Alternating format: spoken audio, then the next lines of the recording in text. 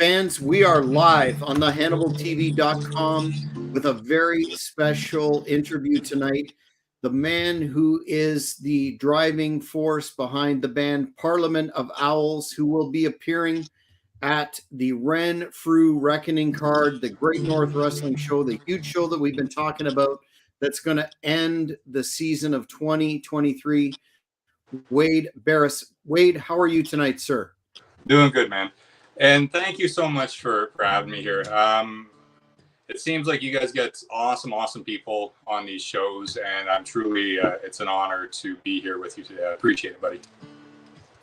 Well, I thank you for your time. I thought it would be a germane thing to do an interview with you because your music is so catchy. It's so good. A friend of mine for the first time heard a couple of your tracks and said, you know what, that's perfect wrestling music. So I thought that we would give the fans some of the background as to your particular musical journey and etc. But could you start off by talking about your decision to form Parliament of Owls and the origin thereof? Yeah, and it's funny. I appreciate any sort of love, and I'm really excited about this show because, to be honest, I think it's kind of my crowd. A lot of times I'm playing in bars, and God bless them, but 60-year-old bar ladies want me to play My Sharona or Brown Eyed Girl. So it's nice when somebody could listen to my original stuff and give it a little bit of love because I work hard at it. But I guess to answer your question, the decision for all this, a lot of it comes down to, I guess, time, and if you want to call it the fragile part of life, that you realize that if there's something you should do in life, what's stopping you? Usually that answer is yourself. You can find excuses, but I've lived a lot of different lives leading up to this. So this musical journey that I'm doing with Parliament of Owls is relatively new, but this has been kind of a accumulation of a life's work, learning from different people, being in different experiences and stuff like that. But like I said, it comes down to what's stopping you from doing this. So a lot of people would say like, oh, I should be doing this, or I'm really good at this or that in life, but you never do it. And I find as I get older, I realize what do I have to lose? Win, lose, or draw, I'm doing this. But really, if I end up failing at this, I'm still won, man, because I have the opportunity to do something. And for me, that's what carries a lot of currency in my life. Yeah. And I can definitely appreciate that too, because the independent wrestling promotion game is not an easy one, much like music. I would imagine there's many parallels, but if you have a love for what you're doing, then how can you lose if you bring that forward to the public? And I'll tell you one thing, the videos that we have posted of yours on the HannibalTV.com, 100% positive reviews. And we'll talk about how you come up with the imagery in your videos and the just the whole look of your videos, which I think stand out as well. But before we do that, how did you come up with the band name? That's very unique. Is there a particular meaning behind that, or what's the deal there? To be honest, a lot of things that I come up with, and I don't want to discount processes, but a lot of things I'm just the vessel. So for this particular name, it just kind of made sense of what I was doing, that it was a little bit of an irony on what, a large group of owls would be called, who is a parliament, same as dolphins is a pod, crows are a murder, you know what I mean? Like, I thought, I'm just doing this. I want to start with something that is at, I guess, a binary level of one. So it's just me. And my goal with all this is to grow it into something that I'll have a committee that's kind of Parliament of Owls, so to speak. So where the name came from, it was just, I guess, that it was an irony. And a lot of things in my life, I believe in perspective, and irony is a large part of life. And it just kind of fit with how my brain kind of thinks with a lot of things. In terms of your where you're from, and because I understand you're based out of Eastern Ontario as well. What what role did your childhood experiences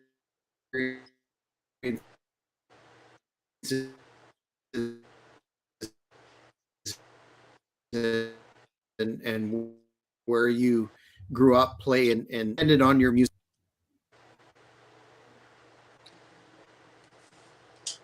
Well, I think it's like I kind of mentioned earlier, it's an accumulation of a lot of things. So that's where I grew up is just a small little piece of the puzzle. But I grew up in the Ottawa Valley. I was originally born in Peterborough.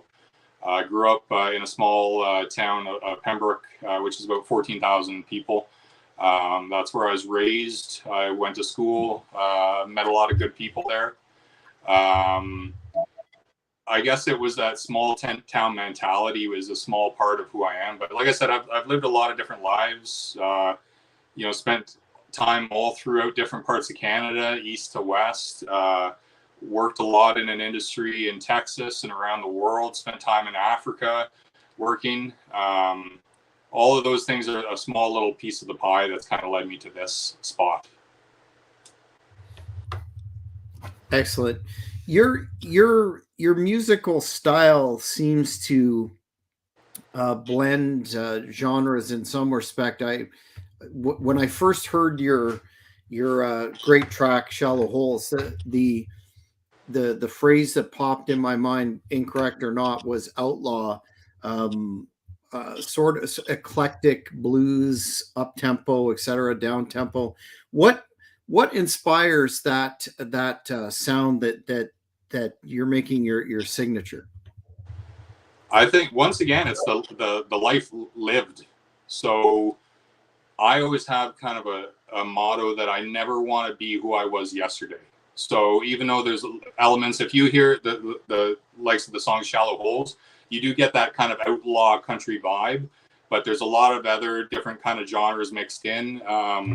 On some of my tracks, like another song called "WPRT," there's kind of a similar swampy sort of bluesy feel, but there's mixes of synthesizers on top of it. When I say this is kind of an accumulation of a life, that is in so many different levels of not just what you see at face value right now. It's mixed into my music. So there's so many different genres. I think sometimes one kind of comes up a little more than others. And you talk about outlaw sort of music. And to be honest, at this age, doing and starting what I'm doing, I truly feel like an outlaw. I don't have support. So everything that I'm doing is just me. And like I said, I want to build Parliament of Owls into something that's more of a community, that I have people that are kind of believing in the same sort of vision, that are part of Parliament of Owls just as much as I would be. But yeah, it's from a life lived, man. I got a lot of different, lives that I'm kind of drawn from. And for a song like "Shallow Holes," it definitely does have that sort of outlaw feel to it. And that's because that's how I feel right now, to be honest. Well, I certainly respect that, and it does take a lot of courage, be it in independent wrestling or music, to go, I'm going to do what I want to do, and damn the consequences, type of thing. Another aspect of your music that immediately jumped out to me, not only in "Shallow Holes," but in other, "You're Not Alone." I could go through the catalog. That jumped out to me right away was your lyrics and the depth of storytelling. How do you, again, do those narratives come to you, or is it just something that you have a particular style and you traverse along that path, so to speak? Yeah, I think over time I want to develop that style so I know where I'm coming, like this is getting drawn from. But a lot of the same as when I come up with a particular riff for a song, it's not something that's consciously thought out. I literally feel like I'm a vessel for something, that I'll just pick something up and something will come up at a certain time. There won't be any sort of, preconceived thought of, I'm going to change, this phrasing to this, or I'm going to, use this sort of minor chord to lead up to this. It all kind of flows out. And right now, with my lyrics that I come up with, a lot of it is, I guess, a subliminal, part of me that's inside of me that I haven't figured that I've been able to harness quite yet, but it still seems to come out. So it's kind of like a subconscious thought that eventually comes out, because sometimes I'll write something and I'll try to force in a lyric and it just won't come. And then all of a sudden I'll be honest with you, a lot of times, and that sounds ridiculous, but I do all of my writing when I'm asleep. So if I'm writing a new song, and that's right now, I'm working on 3 new songs that at least 2 of them I hope to be released around the time of the Renfrew Reckoning show. But whenever I'm writing a song, there's a certain process of, I come up with a riff, I come up with a pattern, and then it's a melody just comes to me. And when I'm sleeping, that melody and that riff is over and over and over and over and over the whole time that I'm sleeping. And I know it sounds ridiculous, but I'm being as sincere as I can. And eventually, a lot of times, it's a melody that starts to bleed into a lyric. So it's like you're trying to remember a dream, and you hear something and you can't quite focus on it. And then through repetition of this going over and over in my head, slowly that kind of morphs into even like the tail end of a lyric. And then I'm able to kind of piggyback to the front of it to say like, oh, I kind of see where that lyric is ending. Now I got to figure out where that's kind of coming from. So I do my best work whenever I'm asleep. Yeah, that's not. I get that as well. Sometimes I go to bed and then I wake up with these great ideas as well. So sounds, that sounds not beyond the realm of possibility. If you if you could delineate your musical influences growing up and where you are today, what would the top 3 to 5 be for you?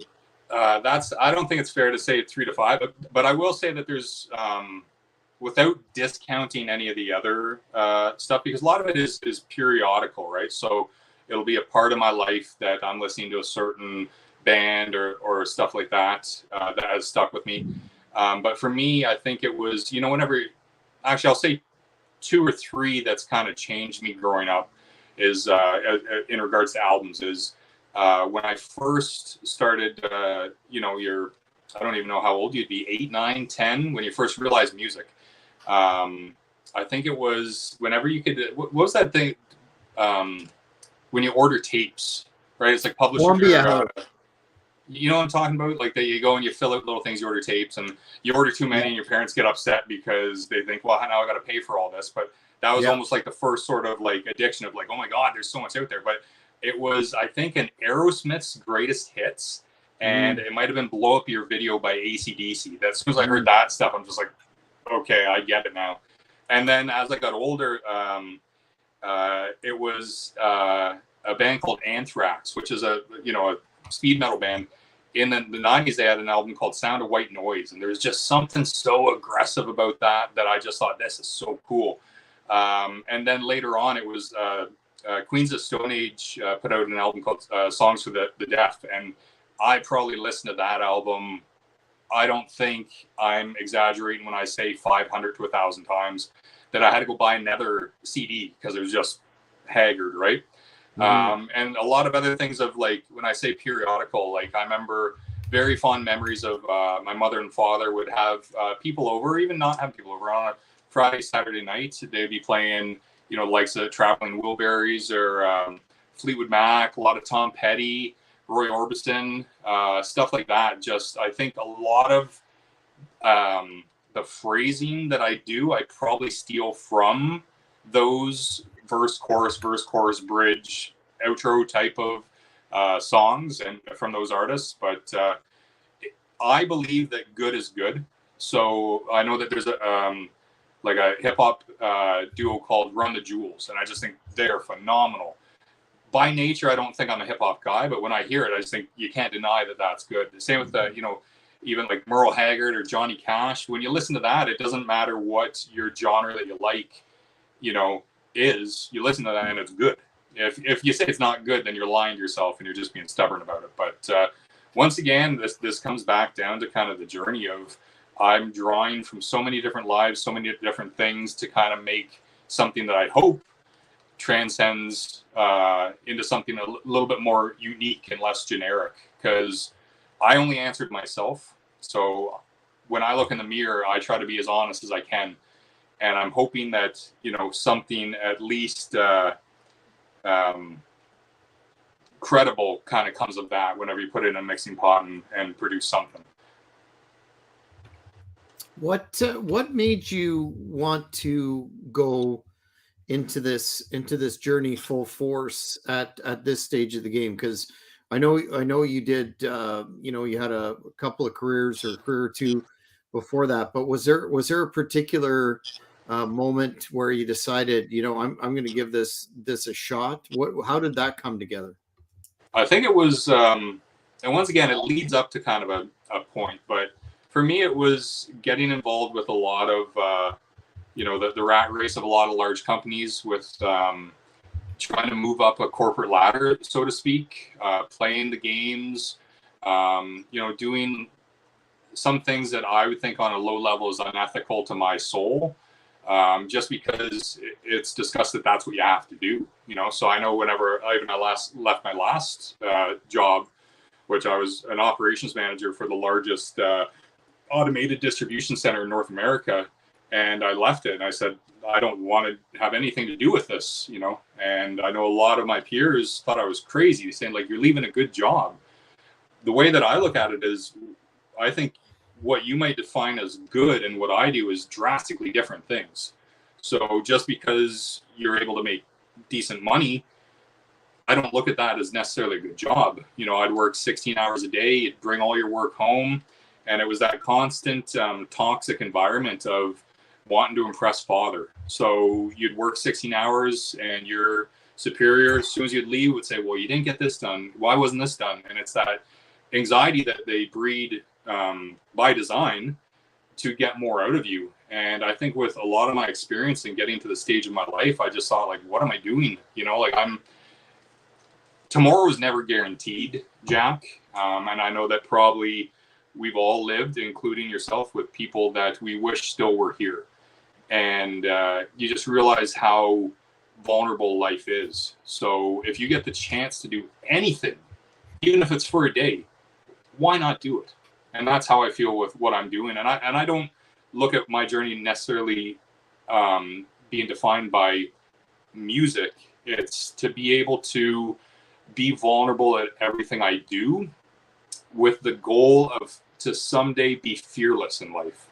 And I want to have what I do impact 1, 2, 2,000, 2 million people at some point, to realize that we can't hide behind things that we put up in our own head, that we need to trust ourselves and be vulnerable, because at the end of the day, we don't know what tomorrow's going to bring, and life isn't guaranteed, man. So if you want to do anything, as long as it's something that you deem as positive, of course, what's stopping you? And the answer is always you. So you come up with excuses on, but I got to pay, I got to do this, got to do that. We're resourceful people, figure it out. And I feel like I'm at that journey that I'm figuring it out, It's a lot of hard work. And what I'm doing at this point is pretty isolating, because you have something in your head that you're trying to paint a picture of. And it can be through any mediums, whether it's my silly videos that I do, music, anything like that, photography that I'm into. It's in your head and you're trying to convey a message that people could relate to. So it's isolating because nobody knows what the hell's in your head right now. So it's up to me to be able to put that down so people can say like, oh, okay, now I kind of see what you're doing.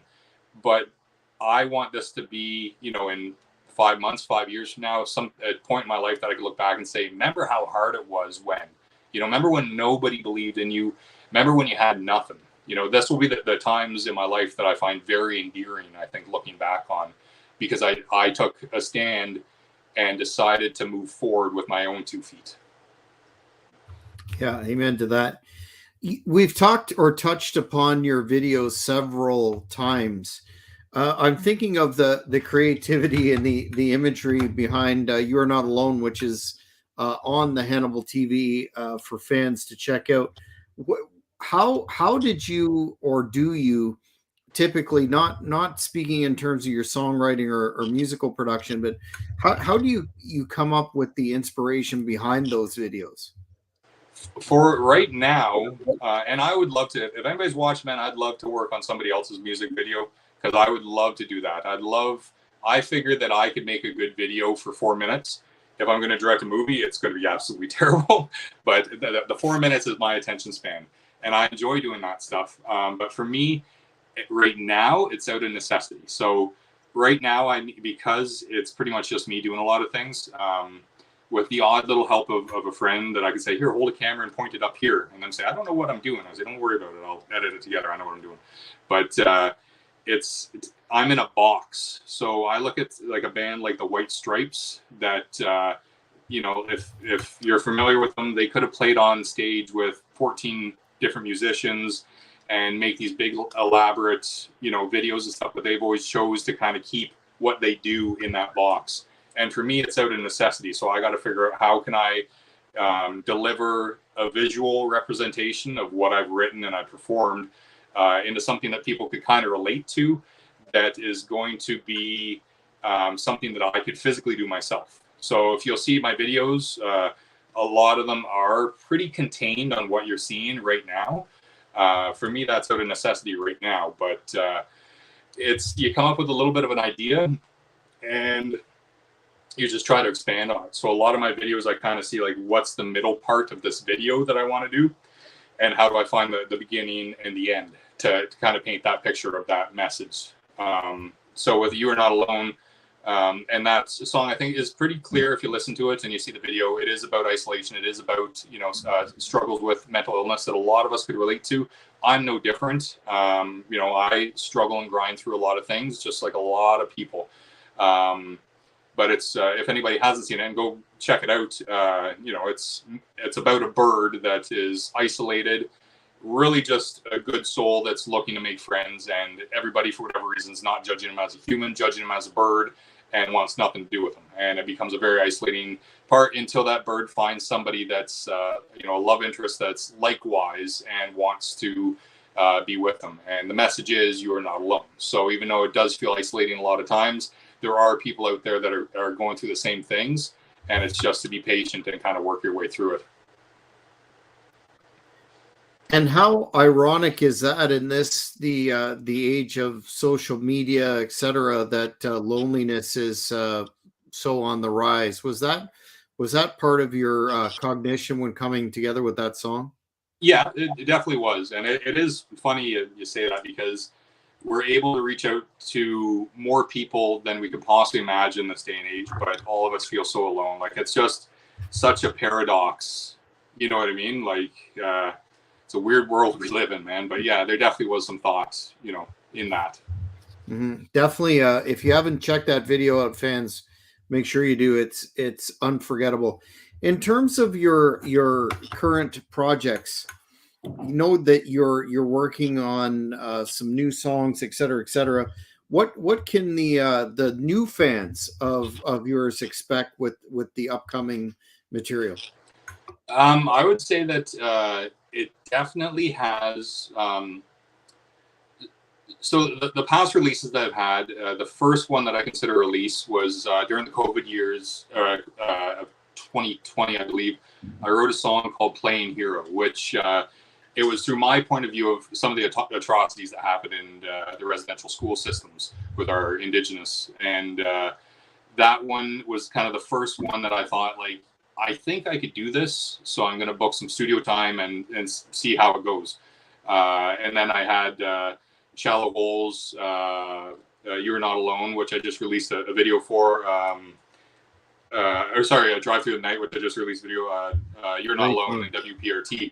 WPRT and Shallow Holes are both, I guess, kind of a little bit more grimy, bluesier, swampier feel. And I think the next 3 songs that I'm writing, I think definitely have that sort of vibe. So if you're just somebody that wants to kind of get turned on to Parliament of Owls and wants to know what the vibe is, I would say check out Shallow Holes, because I think that it's going to be a similar vibe that I'm going for these next 3 that I'm releasing anyways.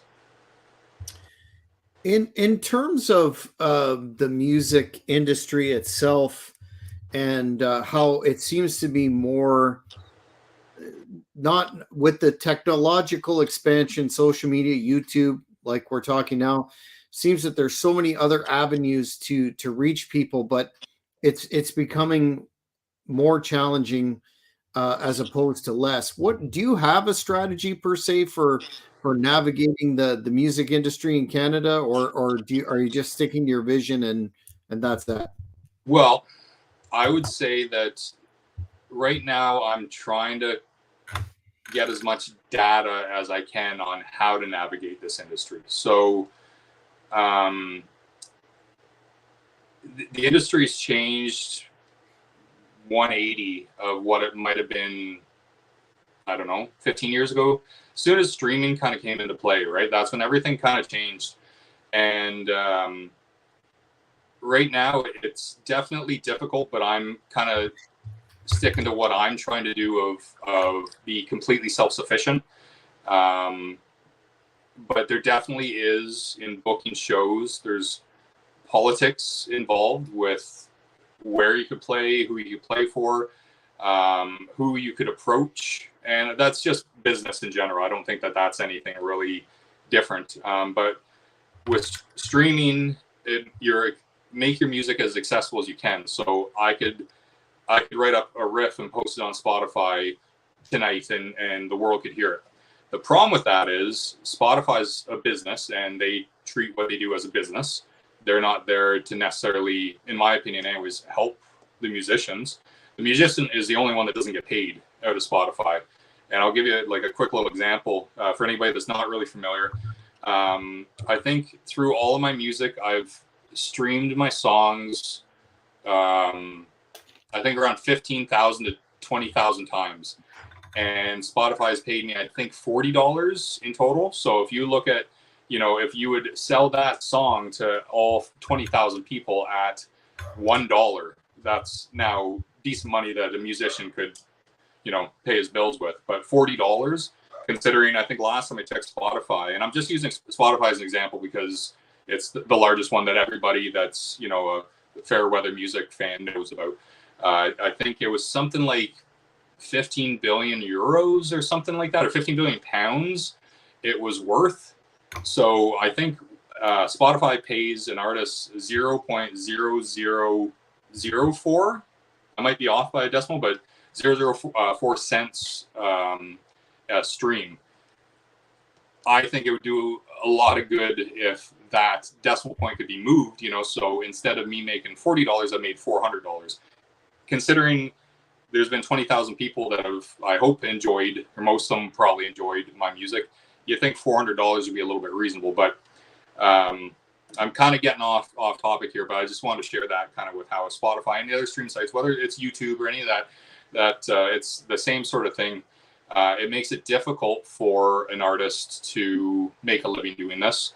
There has to be, I think, because record labels have receded so much, if they exist, I don't know. I don't really look into that, but they used to be the ones that would handle a lot of the stuff. Nowadays, it's up to your artist to either hire somebody that can do that, or in my case, learn the ins and outs of doing that. So for what I do, I don't necessarily consider this just making music as an artist. I run a small business that I'm trying to grow. So I need to learn all aspects, the same as if I was starting a roofing company on, who's the contacts, how do I do this, how do I get licensing for this, and sort of stuff, hoping that roofing company could attract a larger business that says, oh, you guys are doing something right.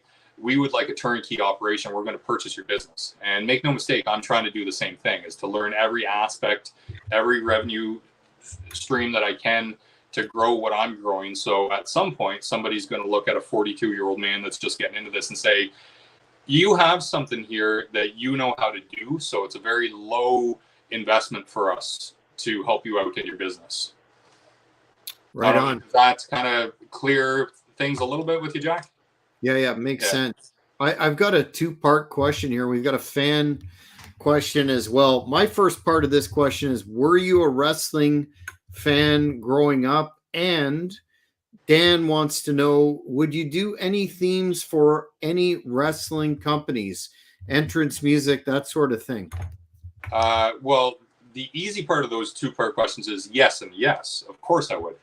I'll get back to the wrestling, but like to do like themes, I want to do a little bit more of a non-traditional kind of way of growing my career. And those are the things, like, performing at the Renfrew Reckoning. I want to kind of do something that's interesting, that is not just, go to your local pub and have somebody play Brown Eyed Girl. You know what I mean? I want to do stuff that's exciting for me. And to do theme music for people like that, I would love it. So anybody, hey, if you're looking for something, man, I'd be more than happy to work with you. I think that'd be an awesome opportunity. I'd love to do that stuff. Getting back to the first question, absolutely. Even I think whenever I was in early high school, there was a couple streets where I lived that all were kind of lined up next to each other. And we had our own independent wrestling organization that we would kind of put together, little things on a Friday night, and we just beat each other up. Like growing up, definitely with the golden era, of Macho Man and Ultimate Warrior, any of those, Jake the Snake. I love all that stuff. Haku, I love him. And then I remember, good choice. Yeah, Haku, he's the best, man. A former Great North Wrestling competitor and a favorite on the channel for sure. That's awesome. Hook me up with his contact, Jack. Absolutely. But and then into like the Attitude Era, like I loved all of that. As I kind of got into my own, sort of life in my mid-20s or so, I kind of, there's other priorities, so you kind of lose some of that. But definitely the Attitude Era, like there's nothing better than looking back on that and seeing like how well it's aged and how, I don't want to say poorly, but like how stuff back then would never fly nowadays. And I think that that's cool to look back on that and say like, wow, that was actually really cool that a company that big would take such a huge gamble. And I think you'd have to say that all of it paid off, right? Like that was, I think, kind of the time that sports entertainment was a household name. You know what I mean? That if it was Stone Cold or The Rock or anybody like that, like,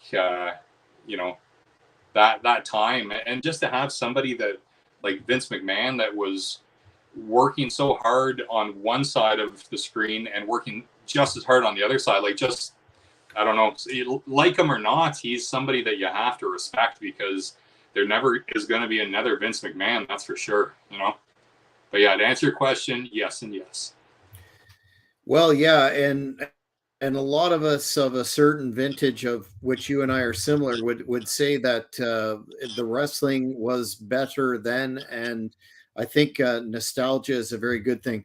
Wanted to ask you though, if we could get a song out of you. I'll pull myself out of the screen if you could do some Shallow Holes to let the fans hear that. That is absolutely a badass theme and one of my favorites. Sure, yeah. You're going to be able to hear this, I hope? You bet. So, yeah, this is Shallow Holes. This was the first song this year that I kind of chose to go in and record. I recorded it at Fusion Studios in Kentville, Ontario, with an awesome engineer and producer named Ross. Shout out to him. Yeah, this is Shallow Holes.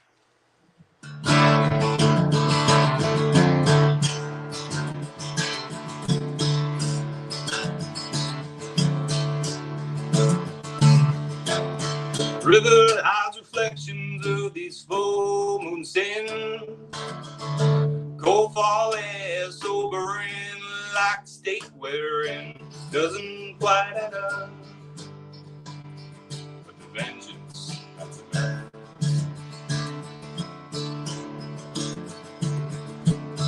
Marks on my the show we paid. What comes first, the pencil or the blade? 30,000 critics, none can speak without lips. First one to stand up, the first one to get hit.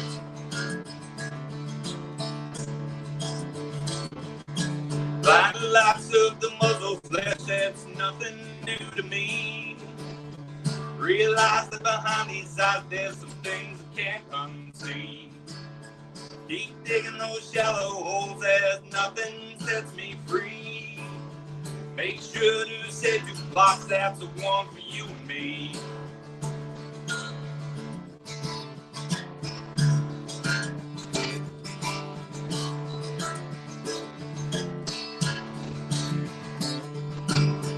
Lock my stable, lock my family name.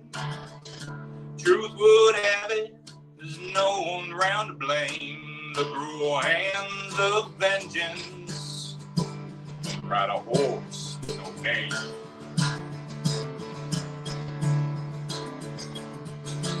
Early daylight rising, there's no one around to save.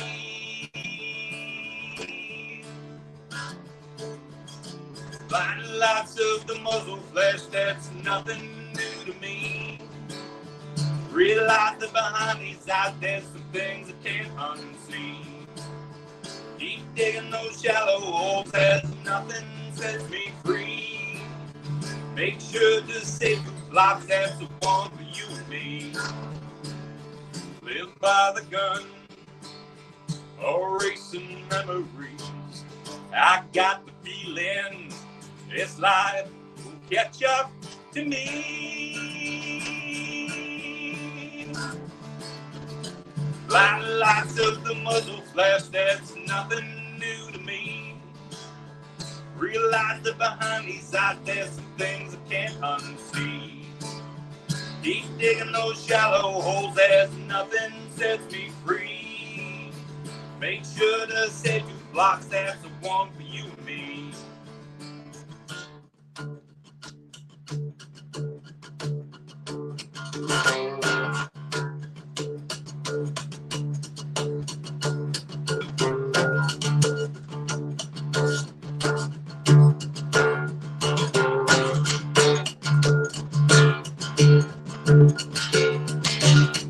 They all beg for mercy. We beg both you and I. Follow those lanterns right up along the fence line. Ghosts aren't there to be forgiven. We need to keep that in mind. We both chose not to listen. Guess this is an eye for an eye. Hey,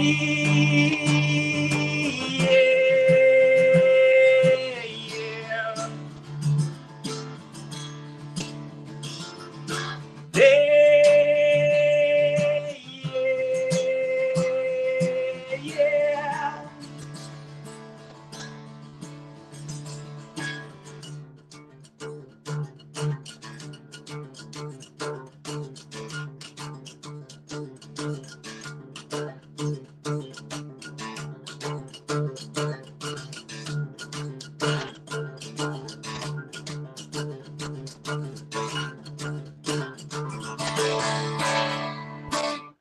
Thank you. Dude, I love that song. I'm not gonna lie. I've played that in a row probably 10 to 15 times on a frequent basis. That is a badass song. It would make someone excellent theme music for a wrestling entrance. Oh, there you go. How now it's I wanted to ask you just quickly about that particular track. That's kind of dark. What was the inspiration behind that one? Because Shallow Hole speaks for itself, right? Yeah. Well, hey, listen, I try to find the good in life, but I do very well in the shadows. And that's kind of helped me be able to kind of portray stuff through, a medium of music. Because some of the new songs that I'm writing, a couple of them, they're dark as well. I think that needs to be portrayed just as much as the light. So, I believe in balance. I think where you have good, you have bad. A lot of times I'm kind of on that line. So for this song, yeah, it's pretty self-explanatory, but that's kind of a lot of things that come out of me. And a lot of it is a little bit therapeutic, I suppose, but it's not necessarily happy, bubbly stuff because, a lot, parts of my life are not happy and bubbly. So, but yeah, hey, I'm glad you like it, and I hope you enjoy the new songs coming out too. Absolutely. I haven't, and your latest release, "Drive Through the Night," awesome tune as well, so catchy. Fans, you really need to check out. And we're going to give Wade an opportunity to plug his social media and his channel, but you really need to check this work out because it is good stuff. In terms of your future aspirations and goals for your music, what would that be if you can boil that down, so to speak? Maybe it's too broad, but your best shot. Yeah, I think it's how I said that I don't want to ever be who I was yesterday. I want that to be music wise as well. I want to always kind of be learning, always kind of be progressing, and I think that's open for interpretation for me on what progression is. But I want to work, and I want to see something that has grown from literally nothing into something. So I would love for other people to kind of get on this journey with me, because I don't think you see a whole lot of this nowadays of somebody saying, I'm putting a line in the sand when I definitely shouldn't be. And I'm trusting who I am, and I'm being vulnerable, and I'm going to start from absolutely nothing and grow this into something.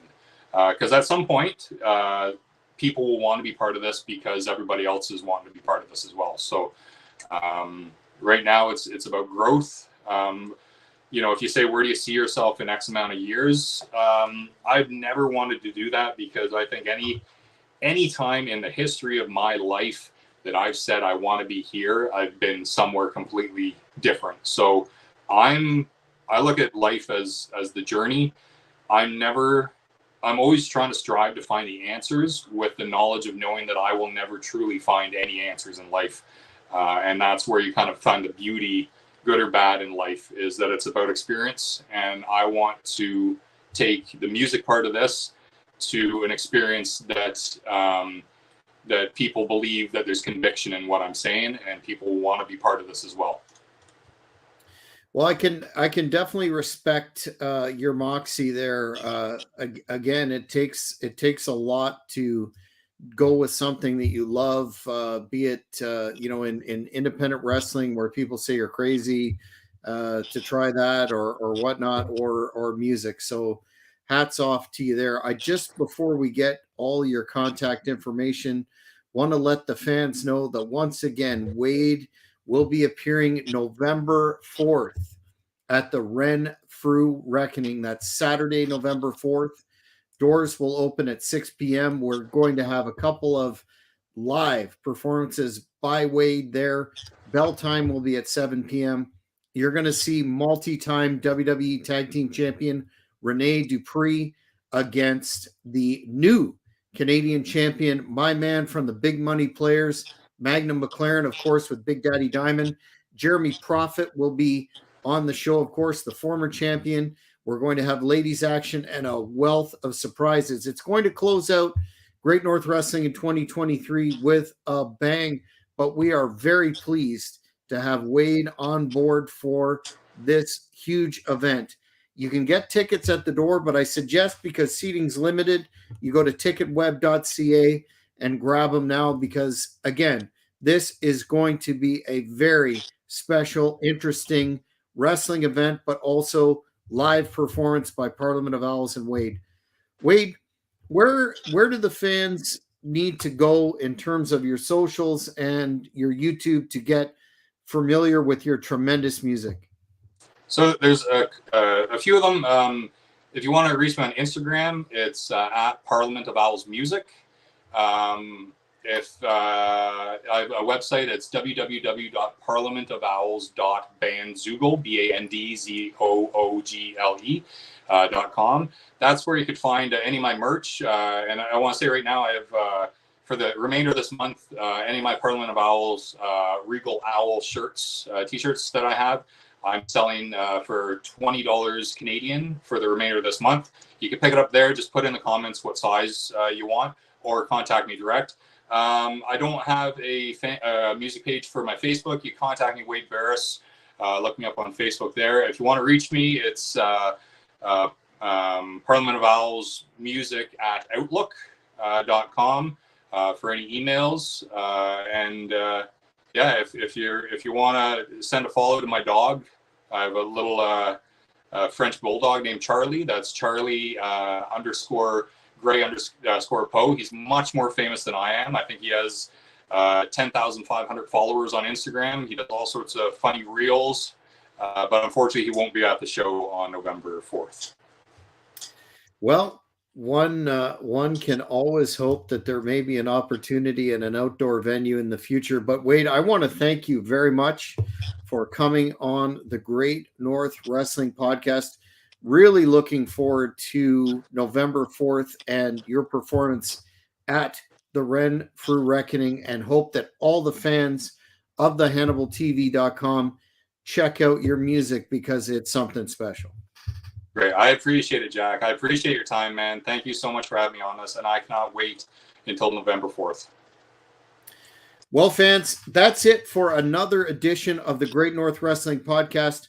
Stay tuned, and if you haven't already, subscribe to the HannibalTV.com, and you will stay up to date with all the interviews that we have coming up leading into November the 4th. It's going to be one heck of a banger. Lots of surprises planned, so don't you dare miss it. Thank you for watching the Hannibal TV. Please like this video if you enjoyed it, and click the subscribe button to not miss any of our latest shoot interviews, match videos, or news updates. Follow